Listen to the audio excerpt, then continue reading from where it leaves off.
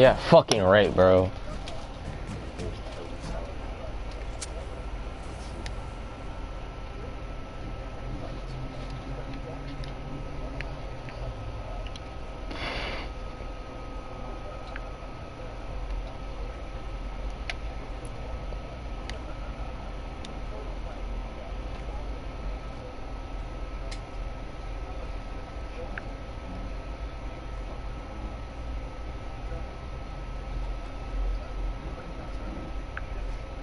A federal lawsuit has been filed against a sheriff in Tennessee.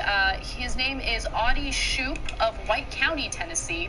And this federal lawsuit has been filed by a widow, a woman who lost her husband in a shooting that Sheriff Shoup was very supportive of. Now, the man who lost his life was Michael Dial, and he was in a low-speed pursuit involving cops who wanted to pull him over because of a suspended license. Now, he was driving an incredibly old truck, a 40-year-old truck, and as a result, he wasn't going very fast. He couldn't go very fast, and cops wanted to essentially ram him off the road by kind of nudging him with one of the police cruisers. When the sheriff found out that they were attempting to utilize that tactic, he wasn't very happy about it. He didn't want to damage one of his police cruisers, so he advised the cops to essentially shoot this guy, and they did. They shot at his vehicle, and Michael Dial lost his life as a result. When a deputy had successfully nudged Dial off the road, Reserve Deputy Adam West, who was in pursuit in his own personal vehicle, fired 3 shots as the vehicle went down into a ditch. Dial died of a gunshot wound to the head. All right, so with that said, we have some evidence of what the sheriff had said. He didn't realize that his commentary was being picked up by another cop's body cam. Before we get to what he was saying on the scene, let's take a look at the first video that shows what the scene of the chase looked like. Take a look. Take him out by any means necessary, using deadly force.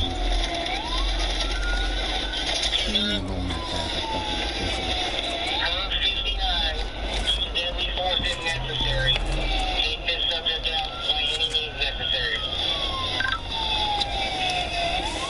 He's a bit live, I'm fixing the ring here.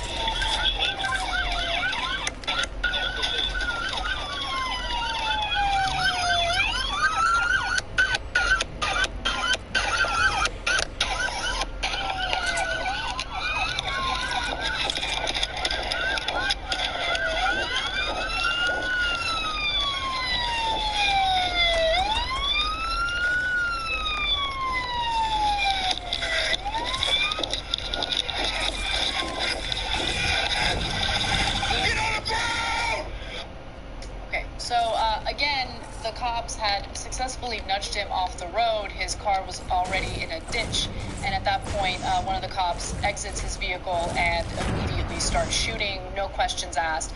Keep in mind, this was over a suspended license. This wasn't, and it was during a very slow pursuit, 40 to 50 miles per hour max, because his vehicle was so old. Really, you think that someone should lose their life over a suspended license? I mean, okay, so there's that part of the story. We have more damning evidence against the sheriff in just a moment, but I want to open it up to the panel. Well, I was just going to make one point, and I think it's an important thing that you hint at here, which is that oftentimes when cops address the issue of using deadly force, it's if this person in this case that they're pursuing is a threat to the community. I mean, if it were like a heavily populated area and they're driving recklessly and very fast, and I mean, it would still be something that they would likely be quite hesitant to do, but at least then they could wrap their head around the logic of using deadly force. But as Anna says, slow speed chase, rural road, he's already off the road, it amounts to an execution. And he doesn't represent any threat to the community. And keep in mind, I mean, the sheriff ordered the cops to take him out by any means necessary. And what you're about to hear is even worse, because the sheriff apparently thinks, hey, you know what? This is the right thing to do. This is the kind of stuff I live for. Okay? Let's take a look at the next video. The cop, by the way, is distraught after this shooting occurred, and the sheriff basically tries to calm him down. Pay close attention to what he says. Hey, Adam, you're good. You call your wife, tell them you're all right. You don't have to worry about this. I made the decision. You don't have to worry about it. I took fast. Wait for y'all. You don't have to worry about nothing. Everything's cool. You done just exactly right. Hey. You done the right thing. I told you that. I told you done the right thing. I tell you. I'm glad. Hey, you done the right thing. You kept somebody from getting killed. This fool was crazy. Call your wife first. Everything's good. I made that decision. You don't have to worry about nothing. You got your phone with you? Are you? You don't have to be scared, brother. I know it's natural, but you don't have to. It's natural. Hang in there. You're tough. I know you didn't want to do it. Hey, that's all right. Hey, we're good. Don't worry about it. I'll take care of that. And I ain't worried about this at all. Of course you're not worried about this at all. I mean, we've already set a precedent in this country where an unarmed person can get shot for something as minor as driving without a suspended, or driving with a suspended license. And, you know, the community will back you guys up. Politicians will back you guys up. We've set that standard, and it's sad to know that people can easily lose their lives over something like this. I mean, so many thoughts around this. One, of course, that this is a situation of aggressive force that was uncalled for. And there's even additional tape that was picked up by the body cam where the sheriff actually says, I thrive on this. We have that for you. You know, I apologize for interrupting you, but I want to have the audience listen to that, and then I want you to continue. Okay. Take a look. I told him, I said, take him out. I heard, Damn, I don't give a shit. it wasn't long after that. I heard shots fired, shots fired. They said, we're ramming. I said, don't ram him, shoot him.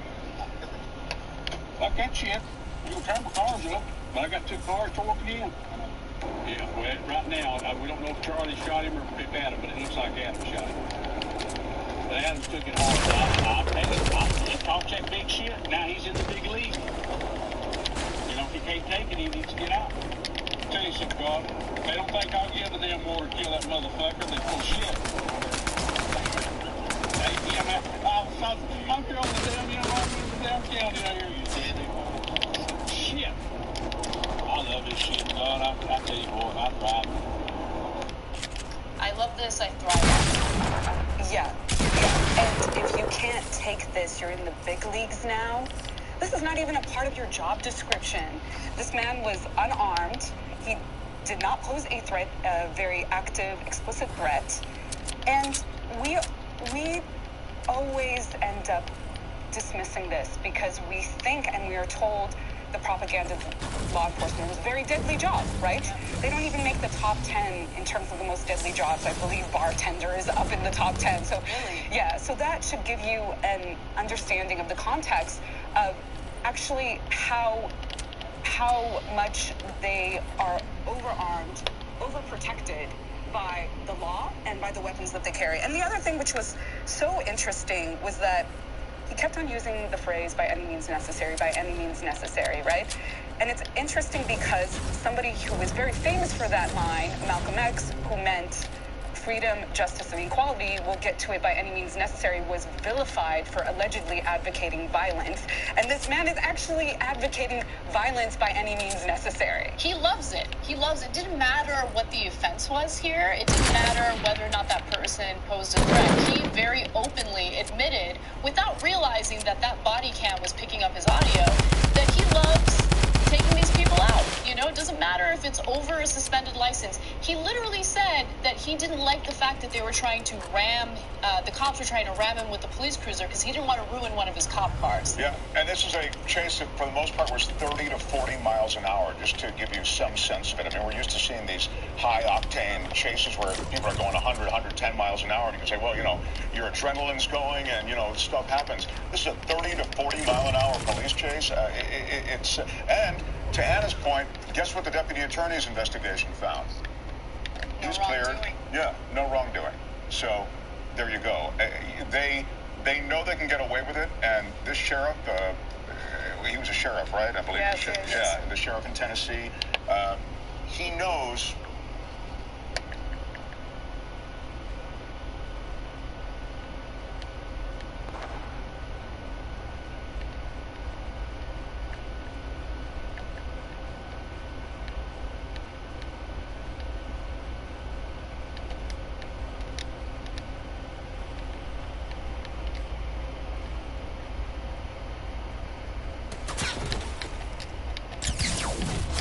What? Oh my fucking god, bro.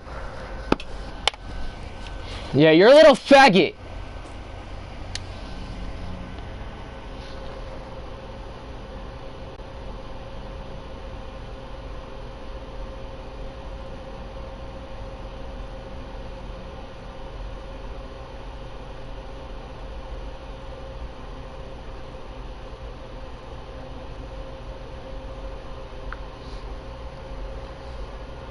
A Baltimore police officer is suspended and is also facing an investigation after he accidentally filmed himself planting drugs. Or at least it appears that he's planting drugs. The investigation will determine whether or not he did so intentionally. So I want to show you guys the video very quickly. There's no sound, but you can kind of pay attention to him going to the scene of where he alleged to have found the drugs.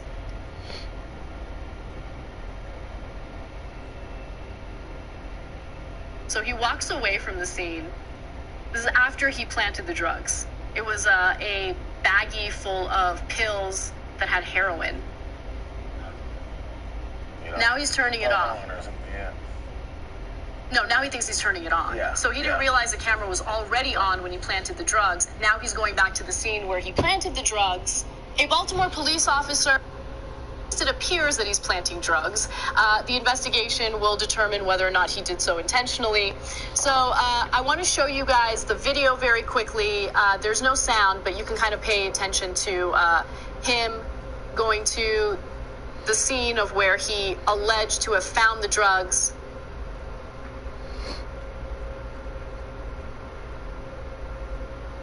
So he walks away from the scene.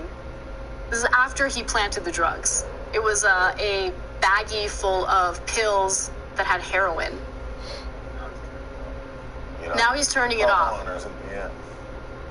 No, now he thinks he's turning it on. Yeah. So he didn't realize the camera was already on when he planted the drugs. Now he's going back to the scene where he planted the drugs to pretend like he found it.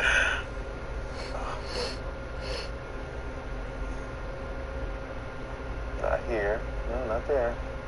Where is it? At least he takes a little bit of time to pretend like he, doesn't know where the drugs are. He's done this before. Yeah, right, exactly. He's rehearsed this. And there it is. Bag of drugs.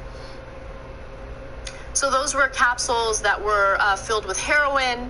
And luckily, he did get caught, and it's because of his own negligence. He didn't realize that he was filming himself planting the drugs. The public defender's office identified the officer handling the drugs in the video as Richard Pinero and complained that he was a witness in dozens of other active cases. And that's really, something that should concern everyone, because there are a number of other cases where he claims to have, found contraband or found drugs or illicit things.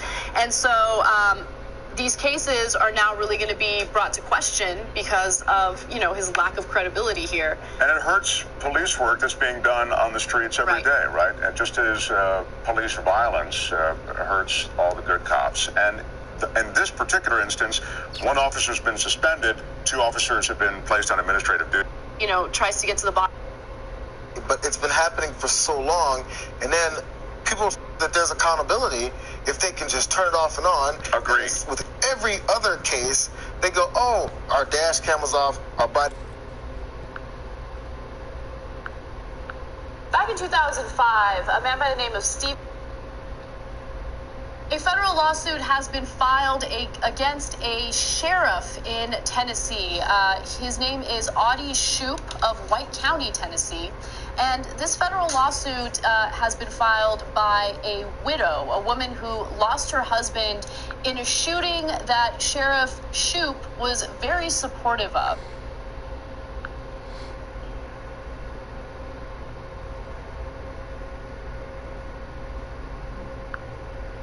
Lately, there's been a lot of information about the Ferguson Police Department, especially some of their past behavior when it comes to people who are minorities and the way that they treat them. A really telling story came out in the Daily Beast today, written by Michael Daly, about a 52-year-old man by the name of Henry Davis. Now, back in 2009, police stopped him while he was driving, and apparently they were looking for someone who had the same name and who had a warrant out for his arrest. Now, unfortunately, the cops didn't do a proper investigation. Middle of the night, they pulled him over, and he pulled over. The wrong guy. There's no warrant out for my arrest, but they didn't listen to him. Davis said the cop approached his vehicle, grabbed his cell phone from his hand, cuffed him, and placed him in the back of the patrol car without a word of explanation. Now, at that point, they took him to jail, right? The booking officer summoned a number of fellow cops. One opened the cell door while another suddenly charged, propelling Davis inside and slamming him against the back wall. I told the police officers there that I didn't do nothing. Why is you guys doing this to me? They said, okay, just lay on the ground and put your hands behind your back. They started hitting me. I was getting hit, and I was just covered up. So at one point, a female officer comes in and handcuffs him. Then they start taking the shit out of him, okay? And then one of them sounds like he almost got a running start and then kicks him. And so that's when he gets bloody, right? And all the time it's the wrong guy, but they didn't bother doing a thorough enough investigation. And all the time you have to understand something. He never resisted. He never resisted, and we have proof that he never resisted, overwhelming proof that he never resisted. And you're leaving out one thing, which I think is really telling, because I don't think the cops, even in Ferguson, although they might, because again, they're how many officers they have? 53?